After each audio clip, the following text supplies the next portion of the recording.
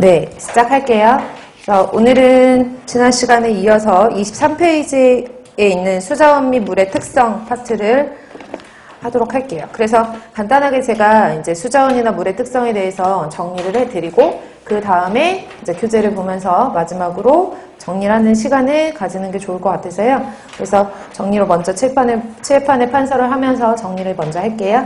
일단은 첫 번째로는 여기 나와 있는 대제목은 이제 수자원과 물의 특성에 대해서 공부를 할 거고, 우리는 수지를 공부하는 거기 때문에 물이 가지고 있는 기본적인 특성들을 알고 계셔야 되거든요. 그래서 물의 특성이라고 쓰고, 첫 번째로 몇 가지만 특성을 알아볼게요. 물 같은 경우에는 보통 극성용매라고 얘기를 하거든요. 그래서 극성인 물질들은 보통 다른 용질 같은 것들, 소금이나 설탕이나 아니면 다른 시약 같은 것들을 잘 녹이는 우수한 용매로 사용이 되죠. 그래서 극성 용매다, 극성을 가지고 있다, 보통 쌍극성이라고 얘기를 하기도 하고 되어 있나요?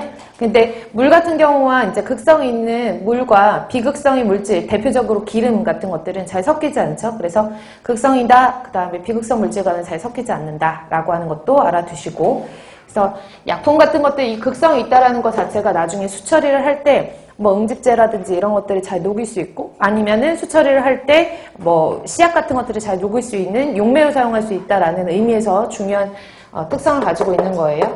우수한 용매로 사용이 된다라는 것. 두 번째로는 이 물이라는 것은 결합력이 화학적으로 수소결합과 공유결합으로 이루어져 있는데요. 수소결합과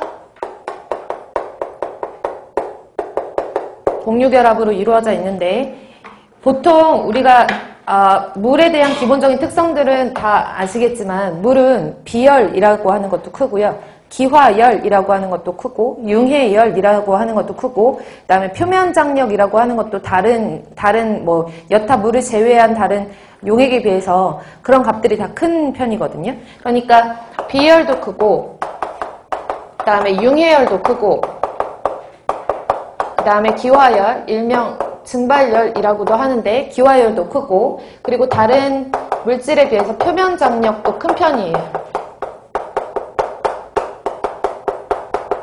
다른 물질에 비해서 비열도 크고, 융해열도 크고, 기화열도 크고, 이런 편들을 가지고 있는데, 우리가 보통 이런 비열도 크고, 융해열도 크고, 기화열, 표면장력 이런 것들이 공통적으로 이제 다른 물질과는 비교를 했을 때 얘네만 갖고 있는 고유한 특징이잖아요. 물만 가지고 있는 특징. 이런 특징들이 무슨 결합 때문에 일어나냐 하면 수소 결합 때문에 일어나거든요. 그래서 수소 결합의 특징으로 이런 값들이 다 크다라고 하는 거 알아두시면 되겠고요.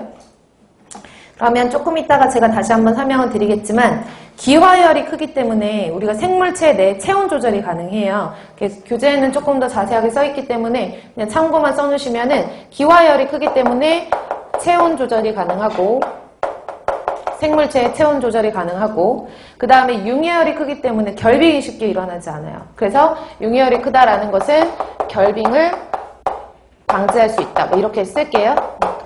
결빙이 쉽게 일어나지 않는다. 그 다음에 표면장력이 크다라는 의미는 식물 자체 우리가 증산작용을 하잖아요. 그래서 표면장력이 크기 때문에 증산작용에 영향을 미친다라고 하는 것까지 알아두시면 돼요. 이 중에서 이제 비열이라고 하는 것은, 비열은 많이 들어보셨죠? 물의 비열 얼마예요? 1g per 도씨, 맞아요? 어떤 물질 1g을 1도씨 올리는데 필요한 열량을, 잘못했잖아. 열량을 말하는 1칼로리 per 그램 도씨 이렇게 얘기하잖아요. 그쵸? 그래서 어떤 물질, 물 1g을 1도씨 상승시키는데 필요한 열량이 1칼로리인데, 이 칼로리가 다른 물질 같은 경우에는 1도씨 올리는데 필요한 열량이 1칼로리보다 적게 들어가거든요. 그러니까 적은 열량